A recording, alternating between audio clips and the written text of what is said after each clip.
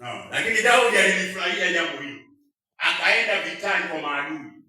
Akapigana, na ukisoma kwenye Biblia nimefurahi sana nilipokuwa nasoma asubuhi. Inasema kwamba aliua sio 200.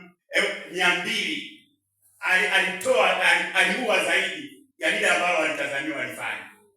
No. Na Biblia inasema Sauli alimwogopa Daudi kwa sababu alimfahamu Daudi yuko pamoja na Mungu. Amen. Kibinadamu asingeweza kufanikiwa jambo kama hilo. Mimi nataka nikwambie, kama tunalitimiza agizo la Yesu, kuishi kwamba Mungu yuko ndani yetu, ni lazima matokeo yake watu wataokolewa. Na kweli furaha kubwa ya ajabu sio kubaki wewe ukiwa umeokoka kanisani miaka nenda miaka rudi. Furaha ni kwamba kwa kupitia wewe watu wengine waokolewe, ndio furaha kubwa. Amen. Watu watamuona Mungu wako kwamba kwa kupitia wewe mambo makubwa yamefanyika.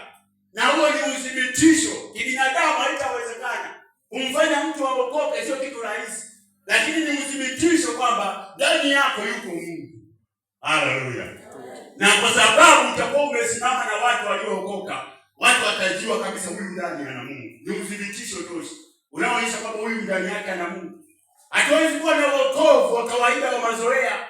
Ni lazima Mungu adhihirishe uwezo wake kwenye maisha yetu, hasa tunapoingia kwenye utendaji wa kumtumikia Mungu. Mungu ataonekana akitusaidia kutenda mambo makubwa ya ajabu. Amen. Haleluya.